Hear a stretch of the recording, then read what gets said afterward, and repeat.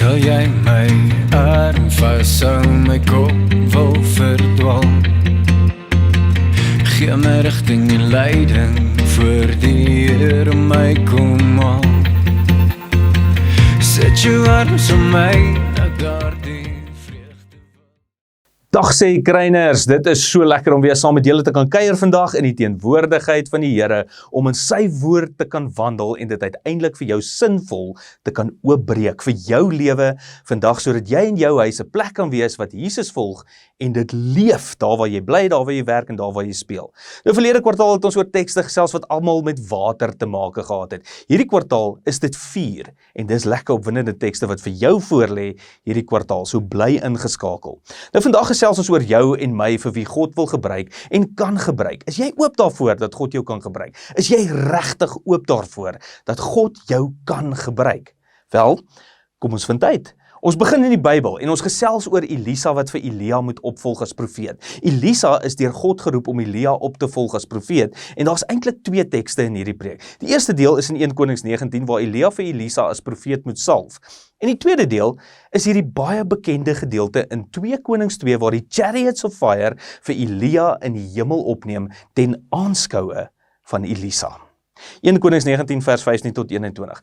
Toe sê die Here vir hom, draai net hierom en gaan na die woestyn van Damaskus. Wanneer jy daar aankom, moet jy Gaziel salf tot koning van Aram. Dan moet jy vir Jehu, seun van Nimsi, salf tot koning oor Israel. Jy moet ook vir Elisa, seun van Safat uit Abel Megola salf om jou as my profeet op te volg. Dan sal sake so verloop. Die een wat Gaziel se swaard ontvlug, sal Jehu doodmaak en die een wat Jehu se swaard ontvlug, sal Elisa doodmaak. Nogtans sal ek die 7000 in Israel laat oorbly, wat nie voor Baal gebuig het en hom vereer het nie. Elia het van daar af vertrek en Elisa, seun van Safat, teëgekom, waar hy besig was om met 12 spanne van 2 osse elk 'n landery om te ploeg. Hy was besig om met die 12de span te ploeg. Elia het na hom toe geloop en sy mantel oor sy skouers gegooi. Elisa het die osse net daar laat staan en agter Elia aangehardloop. Hy sê vir hom, laat ek tog net my pa en ma groet, dan sal ek saam met u gaan. Elia antwoord hom, gaan maar, ek staan nie in jou pad nie. Elisa het toe teruggegaan en 2 osse geslag. Hy het die jukke opgekap vir brandhout en die vleis gebraai. Hy het die vleis gegee aan die ander wat saam met hom geploeg het en hulle het geëet. Daarna het hy saam met Elia gegaan en sy volgeling geword. Nou lees ons 2 Konings 2 van vers 8 tot 14. Elia het sy mantel gevat, dit opgerol en die water daarmee geslaan. Die water het weerskante toe verdeel, sodat die 2 droogvoets deur die rivier kon gaan. Toe hulle oorkant aankom, sê Elia vir Elisa, wat kan ek vir jou doen voordat ek van jou weggeneem word? Laat my asseblief 'n dubbele erfgenaamsdeel van u gees ontvang, antwoord Elisa. Jy vra my 'n moeilike saak, antwoord Elia. As jy sien hoe ek van jou af weggeneem word, sal jy dit ontvang. As jy my nie sien nie, sal dit nie gebeur nie. Terwyl hulle nog so aanstap en gesels, verskyn daar skielik 'n wa van vuur, getrek deur perde van vuur, en dit het hulle van mekaar geskei. Elia is in 'n stormwind opgeneem na die hemel toe, en toe Elisa dit sien, roep hy uit, my vader, die stryd waarin die perderuiters van Israel. Toe Elisa hom nie meer kon sien nie, het hy sy klere gevat en in 2 geskeur, maar Elia se mantel het geval en Elisa het dit opgetel. Toe gaan hy terug en gaan staan by die wal van die Jordaanrivier. Hy het Elia se mantel wat afgeval het gevat, daarmee op die water geslaan en uitgeroep, waar is die Here, die God van Elia? Ja, hy. Toe hy die water slaan, het die water weerskante toe verdeel, sodat hy kon deurgaan. Ons lees tot daarso. Nou, tel jou lewe. Maak dit saak. Is jy hier vir 'n rede, of het jy net gebeur? Het jy letterlik net gebeur, toevallig? Gaan die wêreld jou onthou as jy val, of is jy maar net nog 'n lewe wat gekom en gegaan het? As jy maar net gebeur het, as jy net 'n ongeluk was, dan is die antwoord op daardie vraag, ja, jy is net nog 'n lewe wat gekom en gegaan het.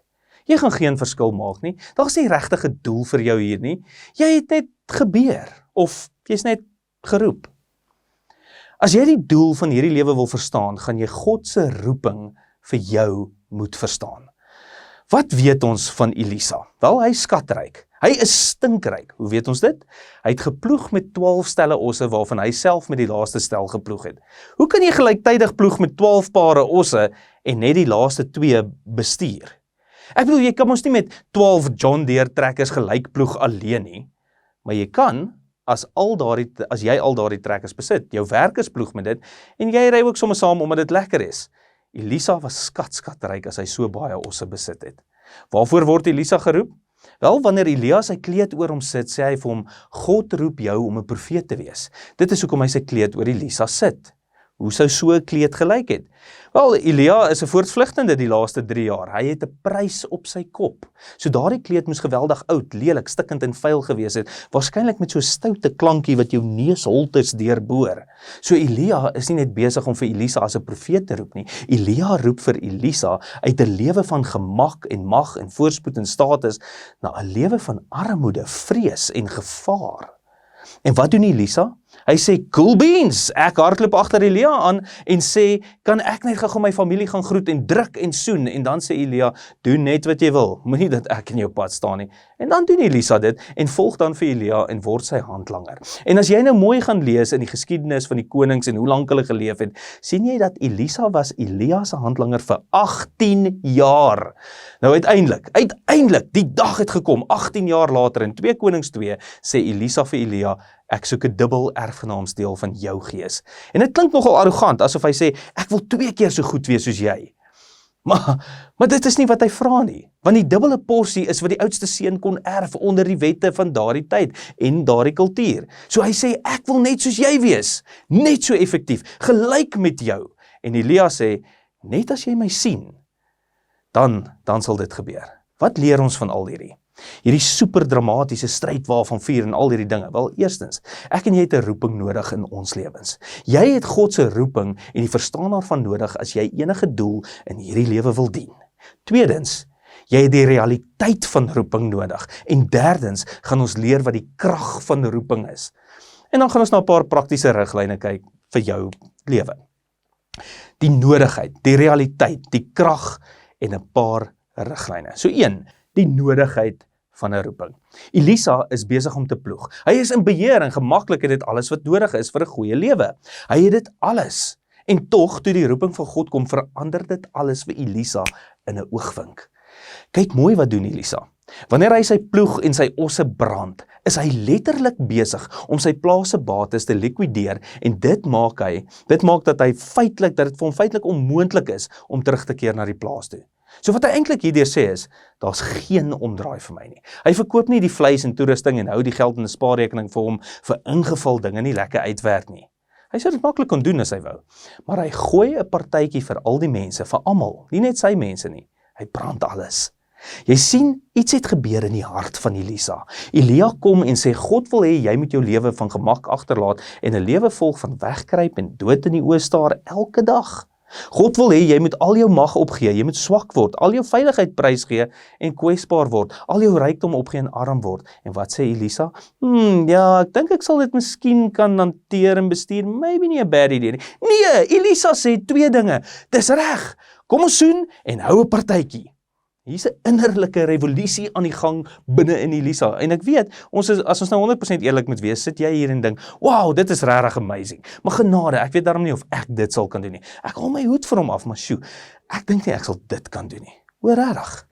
Jy dink jy kan dit nie doen nie. Het jy al die roeping van God beleef? Het jy die roeping al gevoel? Jy sien, jy kan alles hê wat die wêreld moontlik vir jou kan gee, maar as jy nie God se roeping het nie, is jy 'n dop, 'n leedop in vergelyking met dit wat jy kan wees as God se roeping in jou is en jy dit beleef. En as jy dink ek oordryf, dan moet jy bietjie saam met my kom sit in beradingssessies by hierdie kerk. Jy sien, die moderne era het begin toe ons God uit die middelpunt van alles gegooi het en onsself in die middelpunt ingesit het. Hoekom dink jy maak jou persoonlike behoeftes so baie saak vir jou? Want jy is in die middel, God is aan die kant. Jy sien, vandag gaan alles oor vryheid. Jy moet vry wees en jy moet enigiets kan doen en enigiets kan wees.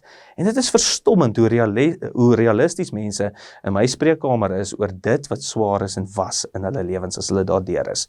'n man wat ek tans sien, vertel my ander dag, eers toe ek en my vrou geskei het het ek tot die konklusie gekom dat ons probleme nie seks was nie, ook nie hoë druk loopbane of skuldgevoelens of selfs verveeldheid daarmee om net een lewenslange maat te hê vir altyd nie.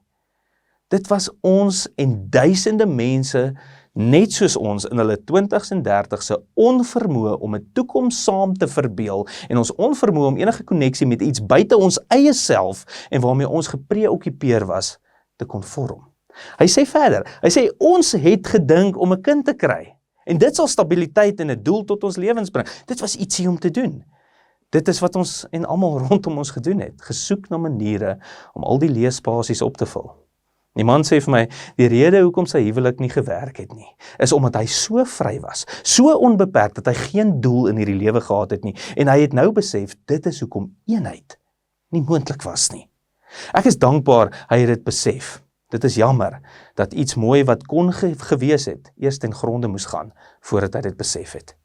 Nou was 'n stuk leegheid binne in Elisa. En verstaan mooi, hy het nie bedruk rondgeloop nie, hy het nie gedink, hierdie swaar en intense depressie en daai dinge gehad, en trouwens, hy het nie eens geweet, hy het 'n leegheid nie. Maar toe die roeping kom, toe hy in kontak met sy Skepper kom, was daar hierdie nuwe lewe binne in hom, wat hom uit sy gewone bestaan geskok het. Toe hy hierdie leegheid sien, wat altyd daar was, wat hy nooit herken het nie, ons almal het 'n roeping nodig. Tweedens, die realiteit van 'n roeping. Ons sien in 1 Konings 19, Elia het 'n mantel vir Elisa aangetrek. En toe het Elisa agter Elia aangehardloop, wat beteken, Elia het 'n mantel vir hom aangetrek, en toe weggeloop. Hy het niks gesê nie, hy het doeteenvoudig net weggeloop. Elisa hardloop agter hom aan en vra, hey, wag, sal dit oukei wees as ek my ouers net totsiens gaan soen? En Elia is soos, doen wat jy wil, buddy. Hoekom vra jy my? Ek het jou nie geroep nie, jy praat met my asof ek in beheer is. Ek is nie in beheer hierso nie, jy is nie my keuse nie, ek het geen idee hoekom jy die een is nie, ek is nie in beheer hier nie, ek gaan nie in jou pad staan nie. Hierdie is tussen jou en God, hierdie is nie my call nie. Elia het iets geweet. Hy het geweet dat ons roeping van God afkom. Dit is nie iets wat jy opmaak nie. Daar is 'n absolute realiteit tot dit. Daar is 2 dele van 'n roeping wat jy moet verstaan. God roep jou om iets te word en iets te wees, en dan tweedens roep hy jou om iets te doen. Daar is 'n roeping om iets te word en 'n roeping om iets te doen. Nou die roeping om iets te word is algemeen. Dit geld vir ieder en elk van ons en elke siel op hierdie aardbol om dieselfde roeping te hê daar. Hierdie roeping is dieselfde vir almal van ons. Die roeping om iets te doen is natuurlik absoluut uniek tot jou. Totaal en al partikulêr op jou gemik, en tensy ons nie beide het nie, sal ons nie die eenheid en die diversiteit in hierdie wêreld kan saam hê nie. Wat bedoel ek? Elisa word geroep om 'n handlanger vir 18 jaar te wees. So hy is 'n handlanger vir byna 20 jaar, en dan is hy 'n profeet vir 30 jaar daarna. Verbeel jou gou vir een oomblik, Elisa se ouers, sy ryk vriende kom kuier by hulle en sê, "Ai, ons oudste seun is nou tweede in lyn om die hoofpriester te word op 40-jarige ouderdom." En die ander vriende sê, "O ja, en ons seun is nou die kaptein van die legioen." Vertel bietjie, waar staan Elisa? Hy moet seker nou al so in sy middel 40's wees of wat? O ja, Elisa, ja, jy weet, hy maak vir Elia ontbyt elke oggend. Jy weet, hy was Elia se klere, jy weet, hy is soos maar Elia se handlanger. Wat? Waarom is Elisa deur 18 jaar sy internskap? Ek sal jou sê hoekom. Jy sien hoe groter dit is wat jy gaan doen, hoe belangriker word die wording tot op daardie punt. Elisa is geroep om iets te word. God roep elkeen van ons om soos sy seun te word. God roep jou om 'n mens van liefde te word, 'n mens van geregtigheid, 'n mens van wysheid, 'n mens met selfbeheer, 'n mens wat nederig en kwesbaar is. God sê, ek roep jou uit jou toestand van gebrokenheid uit, waarin jy was, en ek gaan vir jou my gees gee, en ek wil jou maak wat jy moet wees. En dit mag dalk 18 jaar neem, voordat jy enigiets kan doen. Maar dit is die eerste ding. Hierdie is iets wat daar is vir elke liewe mens op hierdie aarde. Gelees maar 1 Petrus 2, Matteus 9, God roep ons, en dan Efesiërs 2:10, ons is God se handewerk. Paulus gebruik eintlik die Griekse woord poema, waar ons die woord poem in Engels of poësie in Afrikaans vandaan kry. En wat hy daarmee sê is God is die kunstenaar, en ek en jy is die kunswerk. 'n Kunstenaar het mos 'n visie om iets te maak wat dit moet word. Dit is hoe God na jou kyk. Dit vat harde werk om 'n kunswerk te kry wat dit moet wees. Dit is hoe God na jou kyk. Ons is sy handewerk. God roep ons om soos Jesus te wees. Nou kan ons vra, hoe antwoord ek hierdie oproep om iets te word? Hoe doen ek dit? Wel, presies soos Elisa. Presies soos hy dit gedoen het. Eerstens, jy moet jou ploeg verbrand. Wat beteken dit? Ek gaan nie hierdie probeer en kyk hoe werk dit uit. No way, my liewe mens. Om jou ploeg te verbrand beteken ek sal jou volg, maak nie saak wat die koste is nie. Maak nie saak hoe dit lyk nie. Maak nie saak hoe ek voel nie. Maak nie saak wat mense sê nie. Onvoorwaardelik. Ek sal jou volg op jou terme, Here. Dis wat 'n ploegbrand beteken. En nadat jy jou ploeg verbrand het, wat doen jy dan? Jy word 'n diensknegt van die woord van God. Elisa het nie die Bybel gehad nie, hy het 'n profeet gehad, wat min of meer dieselfde ding is. Maar weet jy wat het jy? Jy het iets beter as Elisa. Jy het ook vir Elia, maar jy het elke ander skrywer van die Bybel. En wat beteken dit? As jy wil weet wat God wil hê jy moet word, gaan jy die Bybel moet lees. Nou Michelle het 'n paar weke terug 'n skitterende reeks van 3 preke oor die Bybel gedoen. Gaan kyk dit weer op YouTube as jy nie lekker seker is hoe om met die Bybel om te gaan nie. Dit was regtig wonderlik. OK, lekker. Nou weet jy wat om te word. So, hoe weet jy nou wat om te doen? Want nie almal van ons kan almal dieselfde goed doen nie. Dit vat jou 'n hele leeftyd om uit te pleis waarvoor God jou roep om te doen. Dit is hierdie lewenslange misterie wat om jou gebeur. So as jy God se roeping om iets te word mis, gaan jy totaal en al mis om te doen wat God jou gemaak het om te doen. As jy maar net af en toe hier in die kerk kom sit, en nie 'n diensknegt van die woord van God word nie, gaan jy nooit die dubbel erfdeel van die Gees ontvang en begin doen nie. Jy gaan Sondag na Sondag in die kerk sit en doelloos voortstrompel in hierdie lewe. Derdens, die krag van jou roeping. Nou jy kan dalk sê, "Jesus, maar hierdie klink alles na enorme druk op my." Ja, ek soek 'n doel in my lewe. Ek wil nie betekenisloos lewe nie. Ek besef ek is so vry dat ek nie 'n doel het nie en ek wil 'n doel hê. Maar hierdie klink na ontsettend baie druk. Dit klink soos hierdie verwagting om na op te leef en dinge te doen wat ek nie kan nie en waarvoor ek bang is. Ek is net te bang, ek sal nooit met Elia kan kers vashou nie. Ek kan nie hierdie doen nie. Waar sal ek die krag vandaan kry om hierdie goeders te doen? Al ek is bly jy vra, want die antwoord is net hier. Die strydwa, the chariot of fire. Nou ongelukkig word elke liewe strydwa wat ek al ooit in elke liewe sondagskoolboek gesien het, van hierdie Bybelteks as 'n koets op sagte wit wolkies aangedui.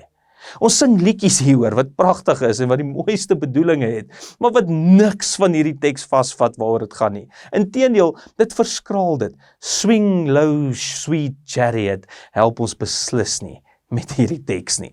Eerstens, wat is 'n strydwa?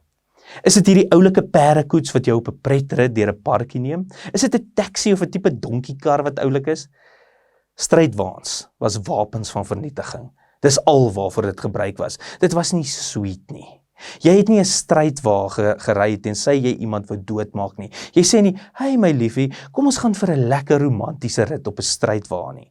Strydwaans was nie sweet nie. En dan die donderwolke, dit was gevul met weerlig en 'n draaiwolk. Kyk mooi, en jy sal sien Elisa is weg in 'n warrelwind. Dit is 'n tornado. Geen wonder Elisa skeer sy kleed uit skok uit nie. Sweet chariot, take me home. Asseblief, you have to be kidding me. Elisa is nie net geskok oor die weerlig, die tornado en die strydwa nie. Hy is geskok en oorweldig omdat hy weet wat dit beteken. Dit is die glorie en geregtigheid van God wat hier afkom, want elke keer wanneer hierdie dinge, weerlig, tornado, strydwaans, vuur opdaag en afkom in die wêreld in, is hulle dodelik. Onthou jy die brandende bos? Moenie naby dit kom nie. Dit is die geregtigheid en die glorie van God. Dit sal jou vernietig. Ek en jy weet, ons kan nie voor die geregtigheid van God staan nie. Ons weet dit. Hier is nie 'n persoon in hierdie vertrek vandag wat aan dit kan voldoen nie. Wanneer God se geregtigheid opdaag, sal niemand kan staande bly nie. En tog sien Elisa vir die eerste keer in die geskiedenis, wanneer die glorie van God afkom, sink dit nie vir Elia nie. Dit lig hom op. Dit sink hom nie in die hel in nie, maar dit lig hom in die hemel in. Dit verdeel nie Elia weg van God af nie. Dit bring Elia en God by mekaar. En Elisa kan nie glo wat hy sien nie. Nog nooit kon enige iemand in God se glorie staan nie. Elisa kan dit nie glo nie. Hy kan dit nie verstaan nie. Maar ek en jy kan dit vandag verstaan. Jesus het gesê, ek moet 'n vuurdoop deurgaan. Wat bedoel hy? Toe Jesus sterf, was daar blitse en donder, omdat Jesus gesink was in die geregtigheid en glorie van God, omdat hy ons skuld gedra het op hom. Wat beteken dat God se geregtigheid en glorie jou opneem in die hemel in? Dit beteken dat God daarop aandring dat jy mooi en goed is, en dat hy jou wil gebruik.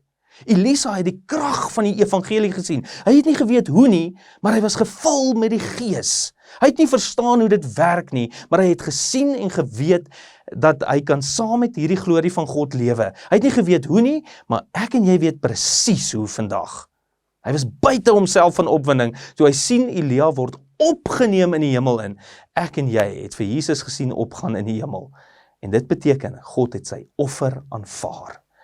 Nou as jy vir Jesus aan die regterhand van God sien sit, besef jy die druk is af van jou af. Dit is die krag van roeping. As jy wil verstaan hoe jy daardie roeping om te wees en daardie roeping om te doen kan wees, dit is dit.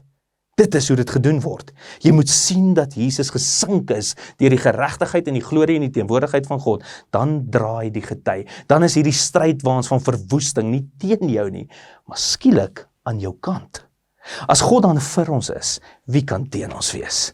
Gaan jy ook die Jordaan slaan met die mantel en sê, waar is die God van Elia? Gaan jy daardie waagmoed hê? Ja, jy gaan.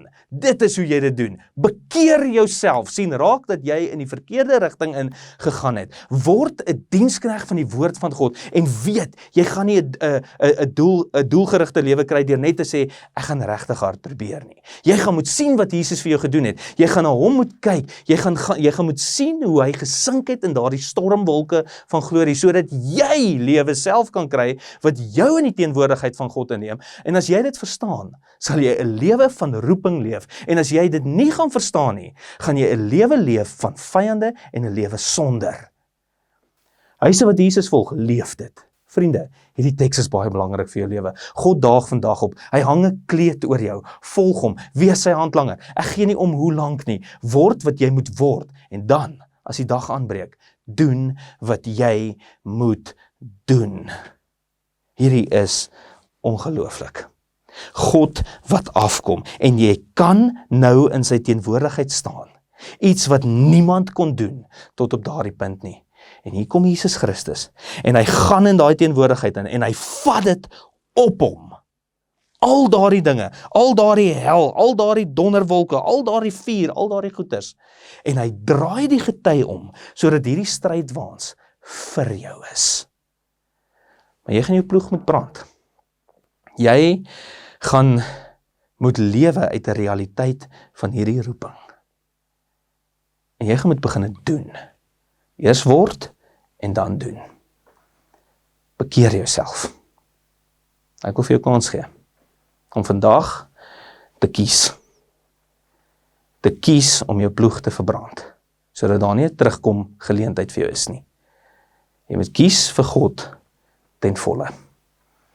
En jy sal 'n doelgerigte lewe leef. Ek beloof jou dit. Ek beloof jou, jou lewe sal sin hê. Miskien nie baie geld nie, miskien nie gemak nie, miskien nie status nie, miskien nie allerhande dinge wat jou lewe goed maak nie, maar jou lewe gaan 'n doel hê. Dis waaroor dit gaan. 'n Ewigheidsperspektief, nie net 'n beperktheid van nou nie. Amen. Kom ons bid saam. Here, dankie. Dankie dat U in die teenwoordigheid van God se glorie en sy geregtigheid gaan staan het, waar geen mens kon ingaan nie, en dat U dit gaan doen het met elke liewe een van ons se sondes op U skouers.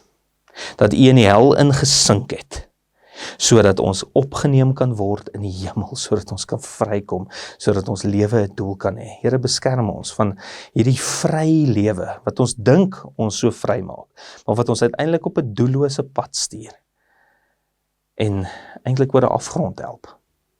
Dankie dat U vir ons 'n doel het, dat U vir ons 'n plan het, dat daar 'n rigting is, dat daar 'n uitkoms is, ook vir ons gemeente, en dat ons huise kan wees wat U volg, en dit leef. Seën almal wat laarte vir U gee vandag. Stap saam met hulle, mag hulle die dubbele erfporsie ontvang, U Gees, en mag hulle dit leef. Seën ons gemeente om hierdie dubbele erfporsie uit te leef, sodat hierdie gemeenskap dit in volheid kan kry. Ons kan nie anders as om U naam te loof vir ons lewens wat 'n doel het op hierdie aarde nie. Amen. Seën vir jou Kruiner en 'n mooi week. Ons sien mekaar volgende week weer.